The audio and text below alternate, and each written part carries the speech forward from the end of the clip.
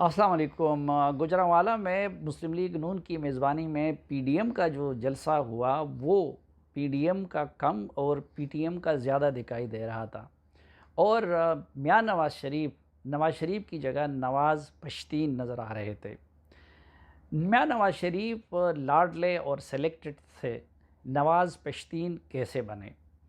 आज के वीडियो में मैं इस सवाल का जवाब देने की कोशिश करूँगा। साथ में ये आपके साथ अपनी मालूमात शेयर करूँगा कि जनरल ज़हीरुल इस्लाम को किस वक़्त पे वो हटाना चाह रहे थे और जनरल ज़हीरुल इस्लाम नवाज़ शरीफ पे क्यों इतने बरहम थे। जनरल राहील शरीफ का उस वक़्त क्या किरदार रहा और फिर ख़ुसूसन मौजूदा फ़ौजी क़यादत के साथ जो नवाज़ शरीफ के ताल्लुकात के नशीब व फ़राज़ है, उन सवालों का जवाब देने की कोशिश करूँगा। आज की वीडियो निस्बतन लंबी होगी क्योंकि मैं ये भी आपके साथ शेयर करूँगा अपना नुक्ता नज़र इस हवाले से और अपनी मालूमात कि मियां नवाज़ शरीफ के साथ इसके बाद क्या होने वाला है और आगे जाके नवाज़ शरीफ क्या करेंगे। साथ में ये भी बताने की कोशिश करूँगा कि क्या इमरान ख़ान साहब भी मुस्तक़बल करीब में नवाज़ शरीफ बनने जा रहे हैं या कि नहीं, उनकी मौजूदा पोजीशन बदस्तूर कायम रहेगी। मेरे नज़दीक मियां नवाज़ शरीफ की फ़ौज और इंस्टीट्यूशंस के साथ जो डीलिंग है उसमें एक बुनियादी सुकम है। जो ये मेरी किताब है नवाज़ शरीफ अटक ता अडियाला, इसमें मेरे वो कालम जमा किए हैं जिसमें मैंने इन सारी मौज़ूआत का अहाता किया है कि ख़ुसूसन अपनी आखिरी हुकूमत में नवाज़ शरीफ साहब ने कहाँ पे मिस हैंडलिंग की। लेकिन मेरे तो हो सकता है कि कोई बायसेस हों या फिर नवाज़ शरीफ साहब जब इक़्तिदार में रहे तो 4.5 साल उनकी हुकूमत के साथ मेरे ताल्लुकात भी नहायत ख़राब रहें, तो उसमें कोई गुस्सा हो सकता है। लेकिन हालिया दिनों में ये जनाब सरताज अज़ीज़ साहब की एक किताब मार्केट में आई है और उसमें उन्होंने फ़ौज के बारे में नवाज़ शरीफ साहब के अप्रोच को बहुत इख्तिसार के साथ समराइज़ किया है। सरताज अज़ीज़ साहब, जैसा कि आप लोग जानते हैं कि नहायत मुहतात और पढ़े लिखे इंसान हैं, इसलिए उन्होंने यहाँ पे बड़े मुहज़्ज़ब और मुहतात अल्फाज इस्तेमाल किए हैं, लेकिन बात वही कही है जो मेरी अपनी सोच रही है, जो मेरा तज्ज़िया रहा है और जो मैं पिछले 4-5 सालों में बयान करता रहा। इसमें सरताज अज़ीज़ साहब ये सफ़ा जो 426 है उसमें रिलेशंस विद मिलिट्री के नाम से ये लिखते हैं। इंटरेस्टिंगली सरताज अज़ीज़ साहब ने ख़ुद नवाज़ शरीफ साहब के लिए ये अल्फाज इस्तेमाल किए हैं कि 1985 यानी 1985 से लेकर 1990 तक मियां नवाज़ शरीफ ख़ुद सिलेक्टेड रहे। यानी ये उनके अल्फाज है कि in the first phase from 1985 to 1990 he was a selected political leader of the military. लेकिन यहाँ पे पहली मरतबा उन्होंने ये इंकशाफ किया है कि नवाज़ शरीफ साहब के इरादे फ़ौज से मुतालिक पहले से कम व बेश ऐसे ही थे। इसमें सरताज अज़ीज़ साहब लिखते हैं कि 90 के इलेक्शन के बाद जब इस्टेब्लिशमेंट कोशिश कर रही थी कि जतोई साहब को वज़ीर आज़म बनाया जाए, तो सरताज अज़ीज़ साहब कहते हैं कि मेरे ज़रिए ग़ुलाम इसाक़ को नवाज़ शरीफ साहब ने ये पैगाम भिजवाया कि देखिए, ये जो नादीदा क़ुव्वतें हैं तो इनके रोल को हमें वक्त के साथ साथ कम करना होगा और सिविलियन सुपरमेसी को कायम करना होगा। तो इसलिए आपको चाहिए कि आप जतोई की बजाय मुझे वज़ीर आज़म बनने का मौका दें। यहाँ पे फिर आगे जाके उन्होंने लिखा है कि in my assessment the greatest blunder of Nawaz Sharif political career was his decision to ask for General Jehangir Karamat resignation only because he had mentioned the need for a national security council in his address as the Naval Staff College in Lahore। तो सरताज अज़ीज़ साहब ने ये लिखा है कि जो बहुत बड़ी गलती या ब्लंडर था नवाज़ शरीफ के पॉलिटिकल कैरियर का, वो ये था कि उन्होंने जहांगीर करामत साहब को इस्तीफ़े पे मजबूर किया। और आगे जाके सरताज अज़ीज़ साहब ये लिखते हैं कि अगर वो जहांगीर करामत को फ़ारिग ना करते तो ना कारगिल होता और ना परवेज़ मुशर्रफ साहब का कू होता। आगे जाके फिर वो लिखते हैं कि जो असल बुनियादी किरदार जिसने नवाज़ शरीफ और पीपल्स पार्टी की वापसी में किरदार अदा किया वो चार्टर ऑफ डेमोक्रेसी था और वरना तो सरताजी साहब कहते हैं कि इस्टेब्लिशमेंट की उस वक़्त राय ये थी कि इन दोनों पॉलिटिकल पार्टियों को ख़त्म किया जाए और आउट रखा जाए। तो आगे जाके फिर जब नवाज़ शरीफ साहब को 2013 का इक़्तिदार मिला तो उसमें सरताजी साहब ने एक गलती तो उनकी ये बयान की है कि दोनों पॉलिटिकल पार्टीज़ ने चार्टर ऑफ डेमोक्रेसी से इन्हिराफ किया। ये तो हो गई सरताजी साहब की मालूमात। अब मैं आता हूँ अपनी मालूमात और अपने तज्ज़िये की तरफ। हुआ यूँ कि 2013 में ही ये फ़ैसला हुआ था कि ये कुछ किया जाए जो 2018 के इलेक्शन में किया गया और उसके लिए पूरी तैयारी कर ली गई थी। अब जब इमरान खान साहब कंटेनर से गिरे और हॉस्पिटल जा पहुँचे और नवाज़ शरीफ साहब को ये अंदाज़ा हो गया कि इस्टेब्लिशमेंट ये फ़ैसला कर चुकी है कि इमरान खान को लाया जाए, तो उस वक़्त नवाज़ शरीफ साहब ने मेरी मालूमात के मुताबिक अपनी पार्टी के एक अहम रुकन जो राजा इशफाक सरवर साहब हैं, जो जनरल ज़हीरुल इस्लाम साहब के रिश्तेदार हैं, उनके ज़रिए ज़हीरुल इस्लाम साहब से राब्ते किए और उनसे ये गुजारिश की या दरख्वास्त की कि वो उनको रास्ता दे दें। तो जो राजा इशफाक सरवर साहब के ज़रिए मियाँ नवाज़ शरीफ साहब ने ज़हीरुल इस्लाम साहब को ये यकीन दहानियाँ कराई कि एक तो वो फ़ौज से मुशर्रफ साहब के दौर का इंतकाम नहीं लेंगे, दूसरा ये भी उन्होंने श्योरिटी कराई कि वो परवेज़ मुशर्रफ के ख़िलाफ़ मुकदमा नहीं चलाएँगे। चुनांचे जो तैयारी 2013 के इलेक्शन को 2018 का इलेक्शन बनाने के लिए की गई थी, तो वो कुछ नहीं हुआ और इलेक्शन को ओपन छोड़ दिया गया, जिसके नतीजे में नवाज़ शरीफ साहब वज़ीर-ए-आज़म बने। नवाज़ शरीफ साहब जब वज़ीर-ए-आज़म बने, अभी उन्होंने हलफ़ नहीं लिया था, तो जनरल कियानी साहब उनसे मिलने के लिए वहाँ पे गए और उन्होंने उनसे पूछा कि इंडिया के साथ हम मुझे क्या करना चाहिए। तो मेरी मालूमात के मुताबिक जनरल कियानी साहब ने उनसे कहा कि जी आप जो भी करना चाहते हैं, लेकिन थोड़ा सा एहतियात के साथ और स्लोली ये मामला होना चाहिए, क्योंकि नवाज़ शरीफ चाहते थे कि इंडिया के साथ ताल्लुकात एट एनी कास्ट बेहतर बनाए जाएं। अब इक़्तिदार में आने के बाद उन्होंने इंस्टीट्यूशंस की सेंसिटिविटी को मद्देनज़र रख के बग़ैर पर्सनल राब्तों के ज़रिए मामलात बेहतर बनाने की कोशिश की। दूसरी तरफ अपने ओथ टेकिंग में उन्होंने बुलाया हामिद करज़ई साहब को। तीसरी तरफ उन्होंने वही किया कि जनरल परवेज़ मुशर्रफ के ख़िलाफ़ उन्होंने बगावत का या आर्टिकल 6 की ख़िलाफ़ वर्जी का मुकदमा कायम किया। अब यहाँ पे ख़ुसूसन जनरल ज़हीरुल इस्लाम साहब ये समझते थे कि नवाज़ शरीफ साहब ने उनके साथ जो कमिटमेंट की थी वो उसकी ख़िलाफ़ वर्जी कर रहे हैं। चुनांचे जब परवेज़ मुशर्रफ के ख़िलाफ़ उस कमिटमेंट की ख़िलाफ़ वर्जी करके उन्होंने मुकदमा कायम किया, तो फिर इमरान खान साहब के धरने वो प्लान हुए, ताहिरुल क़ादरी साहब को बुलाया गया, वो सब कुछ हम सब के सामने हैं। और अपने इस पूरे दौर में नवाज़ शरीफ साहब की सोच वही थी जो उन्होंने कल बयान की, यानी उनको ये यकीन था कि जनरल ज़हीरुल इस्लाम साहब ही धरनों के पीछे हैं और ये उन्होंने प्लान किए हैं। इस दौरान एक और डेवलपमेंट धरनों के दौरान ये हुई कि आपको याद होगा कि इमरान खान साहब जलसों के दौरान धरनों में एक कागज़ लहराया करते थे और वो ये कहा करते थे कि देखिए स्पेशल फ़ंड से नवाज़ शरीफ साहब ने इतने पैसे निकाले हैं, और उनका ये ख़्याल था या उनको ये बताया गया था कि ये जर्नलिस्टों में बांटने के लिए हैं। हालांकि उससे इंटेलिजेंस ब्यूरो के लिए इक्विपमेंट ख़रीदे गए थे और उस दौरान इंटेलिजेंस ब्यूरो बहुत स्ट्रॉन्ग हो गया था। चुनांचे इंटेलिजेंस ब्यूरो ने जनरल ज़हीरुल इस्लाम साहब और उनकी टीम की धरनों में इन्वॉल्वमेंट पर मबनी एक पूरी फ़ाइल तैयार करके मियां नवाज़ शरीफ को दे दी थी। उस फ़ाइल के बाद देखने के बाद नवाज़ शरीफ साहब ने जनरल ज़हीरुल इस्लाम साहब को फ़ारिग करने के लिए ज़हन बनाया था और उन्होंने जनरल राहील शरीफ साहब को बुला के वो सारी चीज़ें उनके सामने रख दी। तो उस दौरान मेरे ख़्याल में जनरल राहील शरीफ साहब ने दोनों को बचा लिया।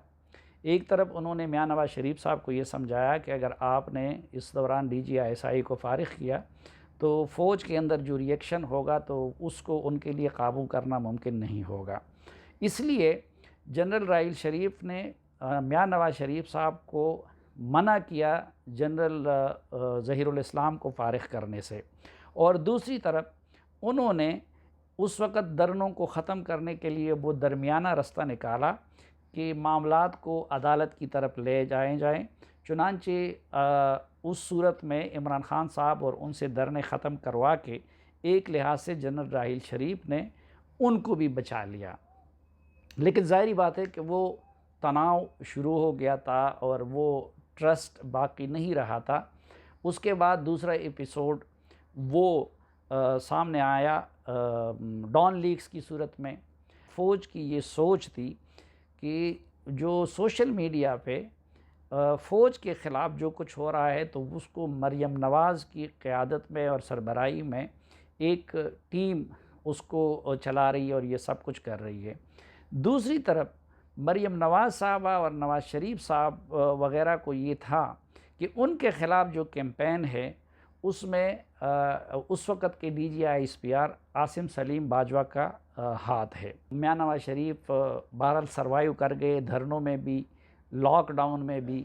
इसी तरह जो उस वक़्त PTI ने इस्लामाबाद को लॉकडाउन करने की कोशिश की तो उसके बारे में भी मियां नवाज़ शरीफ साहब को ये यकीन था कि क्योंकि साथ साथ भी दूसरी पार्टी की निगरानी कर रही थी कि उसके पीछे वो इस्टेब्लिशमेंट का हाथ है। इस दौरान बहरहाल वो वक्त आया कि जब मिलिट्री लीडरशिप तब्दील हुई और जनरल कमर जावेद बाजवा वो आर्मी चीफ बने और जनरल नवीद मुख्तार साहब DGI-ISI बने और जनरल फैज़ हमीद साहब वो उस वक़्त DGC बने। अब उस वक़्त मुस्लिम लीग नून की क़यादत और मियां नवाज़ शरीफ साहब और मरियम नवाज़ वो बिल्कुल मुतमईन हो गए और उस दौरान एक बार फिर PM हाउस में जश्न का सा समा था। लेकिन यहाँ पे एक टेक्निकल गलती जो हुई वो ये थी कि जो राहिल शरीफ साहब के दौर में जो कुछ हुआ था मियां नवाज़ शरीफ साहब के साथ धरनों की सूरत में, लॉकडाउन की सूरत में, डॉन लीक्स की सूरत में, तो वो स्कोर उन्होंने सेटल करना चाहा वो जनरल कमर जावेद बाजवा साहब के दौर में। और वो जब कोशिश कर रहे थे तो उसकी वजह से ट्वीट का मामला आया और फिर मियां नवाज़ शरीफ साहब ने आर्मी चीफ को ट्वीट वापस लेने पे मजबूर किया। चुनांचे उस नई क़यादत के साथ भी ताल्लुकात वहीं से ख़राब हो गए। अब मियां नवाज़ शरीफ साहब की ये सोच है अपने कन्विक्ट होने के बारे में भी, पनामा लीक्स के बारे में भी, फिर इंतखाबात के बारे में भी, फिर अदालतों के फ़ैसलों के बारे में भी, जिसका इजहार उन्होंने गुजरांवाला के जलसे में किया। अब यहाँ तक तो मामला हो गया था, लेकिन इलेक्शन के बाद मियां शहबाज शरीफ साहब जिस तरह उन्होंने पहले कोशिश की थी इलेक्शन से पहले कि मामलात फ़ौज के साथ और इदारों के साथ दुरुस्त हो जाए, तो इलेक्शन के बाद भी वो इसमें सरगर्म रहे और दरमियान में कभी सख्ती हो जाती थी, कभी नरमी हो जाती थी। लेकिन मौलाना फजलुर रहमान साहब के लास्ट ईयर के धरनों के बाद इस्टेब्लिशमेंट की ये जेन्युइनली सोच थी कि इमरान ख़ान की हुकूमत को स्मूथली चलाने के लिए और मुल्क की मईशत को बेहतर बनाने के लिए पीपल्स पार्टी और नून लीग के साथ ताल्लुकात वो बेहतर बनाए जाएं। चुनांचे एक फार्मूला तय हुआ और उस फार्मूले के तहत मियां नवाज़ शरीफ साहब को बाहर भेजा गया और उसी के तहत मरियम नवाज़ साहबा खामोश हो गई। लेकिन उसमें ये भी शामिल था कि मियां नवाज़ शरीफ साहब के बाद मरियम नवाज़ साहबा को भी बाहर भेजा जाएगा। जो कुछ किया जा रहा था वो इमरान ख़ान साहब की भलाई में किया जा रहा था और इसलिए किया जा रहा था कि इमरान ख़ान साहब को परफॉर्मेंस दिखाने का और मईशत को बेहतर करने का मौका मिले। लेकिन इमरान ख़ान साहब को ये डर था, ये खौफ था कि अगर पीपल्स पार्टी और मुस्लिम लीग नून के साथ उनके मामलात इस्टेब्लिशमेंट के दुरुस्त हो जाएं तो ये उनकी हुकूमत के लिए ख़तरे की घंटी है। चुनांचे वो सबूताज करते रहे, इन कोशिशों को। अब उन इमरान ख़ान साहब के उन इक़दामात और उन कोशिशों के नतीजे में आगे की शिक़ पे अमल नहीं हो सका, यानी मरियम नवाज़ साहबा बाहर नहीं जा सकी। इसी तरह जो दीगर रियायतें मुस्लिम लीग नून को मिलनी थी हमज़ा शहबाज़ की रिहाई की सूरत में और बाकी हवालों से, वो भी उनको नहीं मिली। अब इसी खातिर कि उनको रिलीफ मिले और उनके ताल्लुकात बेहतर हों, नवाज़ शरीफ साहब ने आर्मी चीफ के एक्सटेंशन के लिए जो कानून साज़ी हो रही थी, तो उसको मियाँ नवाज़ शरीफ साहब ने वोट दिया। हालांकि उस पर जो उनकी पार्टी के इनकलाबी थे वो भी बड़े नाराज़ थे, मौलाना फजलुर रहमान साहब ने भी उस पर तनकीद की। लेकिन इस पूरे अरसे में नवाज़ शरीफ साहब ने अपने आप को मौलाना फजलुर रहमान साहब जैसे लोगों से दूर रखा और ख्वाजा आसिफ के ज़रिए उस वक़्त राब्ते होते रहे। और ये ख़ुद मियाँ नवाज़ शरीफ साहब का आर्डर था कि बस ठीक है, हमने अगर मामलात अनडू करने हैं और ताल्लुकात बेहतर बनाने हैं तो फिर अगर मगर की क्या ज़रूरत है। चुनांचे उन्होंने आर्मी चीफ के एक्सटेंशन को वोट भी दिया। लेकिन उसके बावजूद मुस्लिम लीग नून की ख्वाहिशात पूरी ना हुई। चुनांचे ज़ुबैर उमर साहब को इसी नीयत से भेजा गया था कि वहाँ उनसे ये कहा जाए कि जी हमने तो इतनी ताबेदारी कर ली, लेकिन आपकी तरफ से हमें कोई रिलीफ नहीं मिल रहा। अब उधर आर्मी चीफ की तरफ से उनको वही बताया गया कि जो कुछ होना है वो या हुकूमत ने करना है या फिर इदारों ने करना है या फिर अदालतों ने करना है। यही वो टर्निंग पॉइंट था कि जब ज़ुबैर उमर साहब ने मियाँ नवाज़ शरीफ साहब को वो जवाब पहुंचाया, तो मियाँ नवाज़ शरीफ साहब ने फिर इनकलाबी बयानिया अपनाने का, उधर ये उनको एक तासुर मिला कि उनको बिट्रे किया गया और उनसे काम लेके अब उनके साथ किए गए वादे पूरे नहीं किए जा रहे हैं। दूसरी तरफ इस्टेब्लिशमेंट इसलिए शहबाज शरीफ और ख्वाजा आसिफ जैसे लोगों पे बरहम हो गई कि वो ये समझती थी कि जो डील हुई थी कि नवाज़ शरीफ और मरियम नवाज़ साहबा खामोश रहेंगे, तो उस डील की खिलाफ वर्जी हुई, वो भी बोलने लगे हैं। और फिर उल्टा मियाँ नवाज़ शरीफ साहब मौलाना फजलुर रहमान साहब के साथ मिल के अपोजिशन को इकट्ठे करने लगे हैं। तो दूसरी पार्टी ये समझ रही थी कि उनके साथ होने वाली डील की खिलाफ वर्जी हो रही है। अब इसमें एक इंटरेस्टिंग चीज़ ये है कि जब ये डील हो रही थी तब भी मुस्लिम लीग नून के कारकुनों को या सेकंड और थर्ड रैंक की लीडरशिप को एतमाद में नहीं लिया गया था।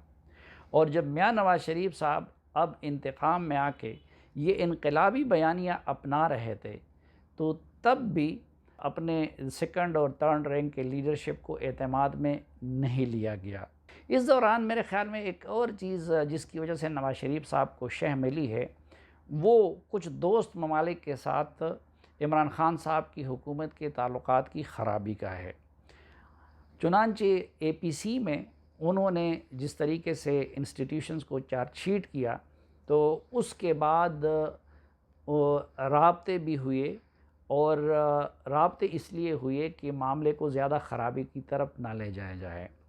अब इससे पैरेलल इमरान ख़ान साहब का रद्द-ए-अमल भी इंटरेस्टिंग था। पहली मरतबा तो ये हुआ कि जब उस वक़्त मुस्लिम लीग नून और पीपल्स पार्टी को ये रिलीफ दी गई और नवाज़ शरीफ साहब को वापस बाहर भेजा गया, तो बाद में जब पता चला तो इमरान ख़ान साहब उस पर शदीद बरहम और नाराज़ थे। इमरान ख़ान साहब ने उस हवाले से शिकवे शिकायत भी किए। दूसरी तरफ से उनको ये बताया जाता रहा कि ये जो कुछ गया है ये आपकी खैरखाई में किया गया है ताकि आप स्मूथली हुकूमत चला सके। लेकिन इमरान ख़ान साहब उसको ये समझते कि उनको एम्बेरस किया गया और वो ये भी समझ रहे थे कि नवाज़ शरीफ की सूरत में ख़तरे को लंदन भिजवा के बढ़ा दिया गया।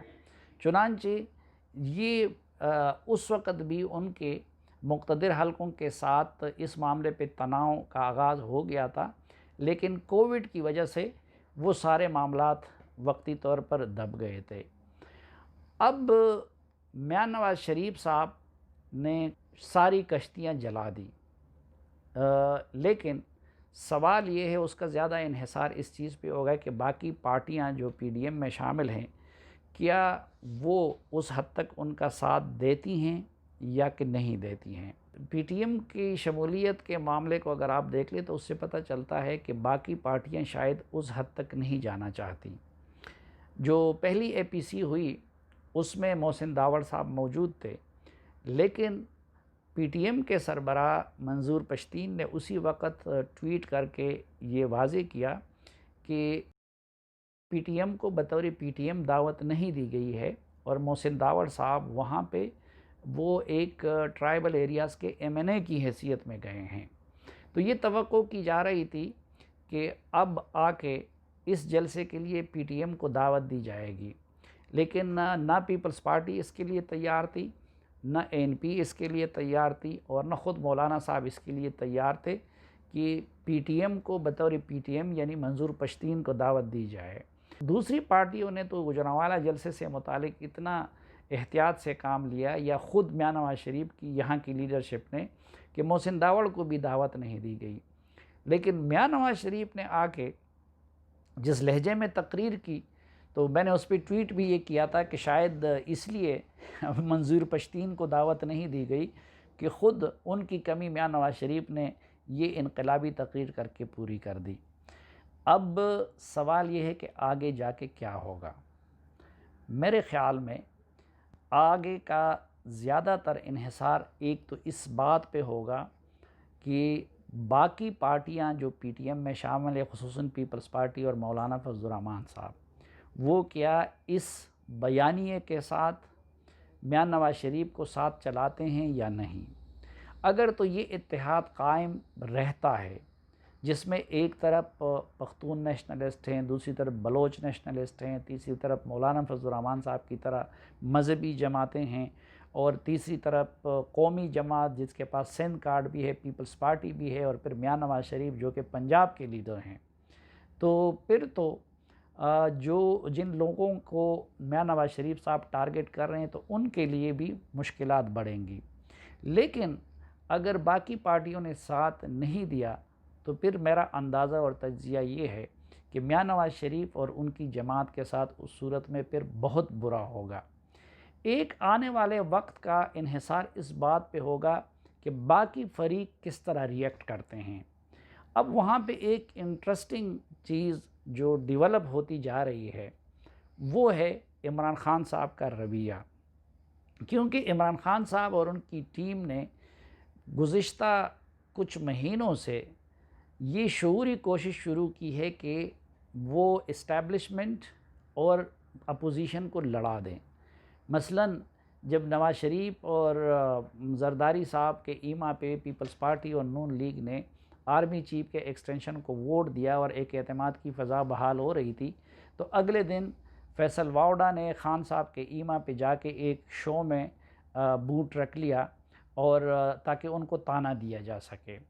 इसी तरह हम देख रहे हैं कि इदारों के लिए या फ़ौज के लिए या इंस्टीट्यूशंस के लिए ढाल बनने की बजाय मुसलसल पीटीआई इदारों को अपने लिए डाल के तौर पर इस्तेमाल कर रही है। और अभी भी एपीसी के बाद अगर आप देख लें तो हुकूमत और इमरान ख़ान साहब और उनके तर्जमानों की ये कोशिश रही है कि वो आपस में इंस्टीट्यूशंस को और अपोजिशन को लड़ा दें और दोनों तरफ को वो इश्तियाल दिलाने की कोशिश कर रहे हैं। अब ज़ाहिरी बात है कि इस रवैये को इंस्टीट्यूशंस के ज़िम्मेदारान भी समझने लगे हैं। तो एक ये शिकवा शिकायत दोनों तरफ से वो बढ़ता जा रहा है और कुछ हलकों को ये भी शक है कि शायद इमरान ख़ान साहब भी नवाज़ शरीफ साहब के नक्श कदम पे चल पड़े हैं। आने वाला वक्त वाज़े करेगा कि नवाज़ शरीफ साहब जो किसी ज़माने में सेलेक्टेड थे और अब नवाज़ पश्तीन बन गए हैं, उनका क्या होता है। और आने वाले वक्त में ये भी वाज़े रहेगा कि इमरान ख़ान साहब 85 से लेके 90 के नवाज़ शरीफ की तरह अपने हदूद में रहते हैं या कि नहीं, वो भी नवाज़ शरीफ के नक्श कदम पे चल के सिविलियन सुपरमेसी और इस तरह की इस्तिलाहात के शिकार हो के अपने इख्तियार को और अपनी ताकत को मनवाना चाहते हैं।